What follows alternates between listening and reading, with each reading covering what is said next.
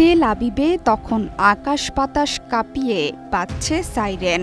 আকাশে দেখা গেল আলোর ঝলকানি, আর তাতেই ভয় পেয়ে ইসরায়েলের রাজধানী তেল আবিব থেকে পালিয়ে গেছে প্রায় 1 মিলিয়ন মানুষ। এমনই খবর দিয়েছে প্রেস টিভি। বৃহস্পতিবার ইয়েমেন থেকে তেল আবিবের দিকে ছুটে আসে শক্তিশালী হাইপারসনিক মিসাইল। ইসরায়েলি সেনাবাহিনী জানায়, রাত 2:30টার দিকে সক্রিয় হয়ে ওঠে সাইরেন। যদিও ইয়েমেন থেকে ছোড়া মিসাইল আয়রন ডোমের মাধ্যমে প্রতিহতের দাবি করেছে ইসরায়েলি বাহিনী।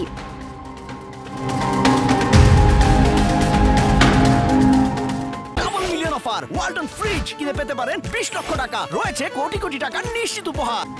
মিসাইল হামলার সময়ে অধিকৃত ফিলিস্তিন ভূখণ্ডের বৃহত্তম মেট্রোপলিটন এলাকায় অবৈধ দখলদারিত্বে থাকা 10 লাখ বাসিন্দারা ছুটে গেছে আশ্রয়কেন্দ্রে।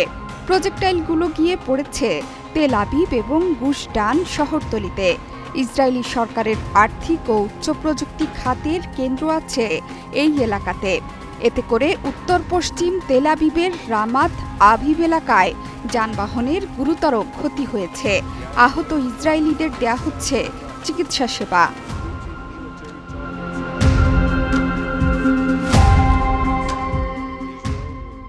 ইসরায়েলি সেনাবাহিনী বলেছে, ইয়েমেন থেকে ব্যালিস্টিক ক্ষেপণাস্ত্র উৎক্ষেপণ করা হয়েছে। বন্দর নগরী ইলাতেও মিসাইল প্রতিহতের সাইরেন বেজে উঠেছে। ইয়েমেনি সশস্ত্র বাহিনীর মুখপাত্র বলেছেন, তাদের সদস্যরা তেল আবিবে ইসরায়েলের সামরিক স্থাপনা লক্ষ্য করে অভিযান চালিয়েছে। এই অভিযানে তারা হাইপারসনিক ব্যালিস্টিক ক্ষেপণাস্ত্র ব্যবহার করেছে। ফিলিস্তিনিদের প্রতি সমর্থন অব্যাহত রাখার অংশ হিসেবে ইসরায়েলি বাহিনীর লক্ষ্যবস্তুর ওপর হামলা চালানো হয়েছে বলেও জানান সারি।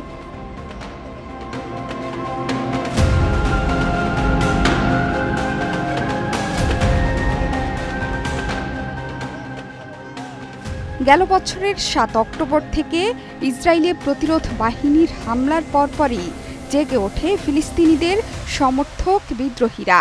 এর মধ্যে আছে ইয়েমেন, সিরিয়া আর ইরানের প্রতিরোধ অক্ষ।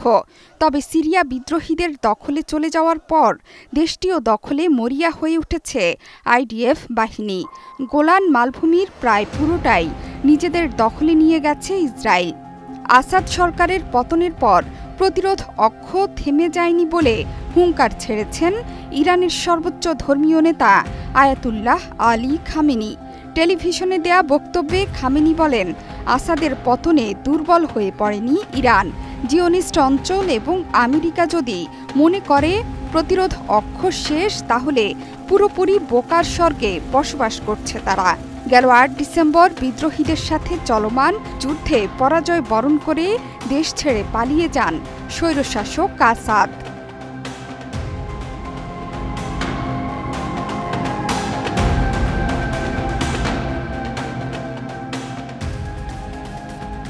জোহরা চৌধুরী, সেতু, 71।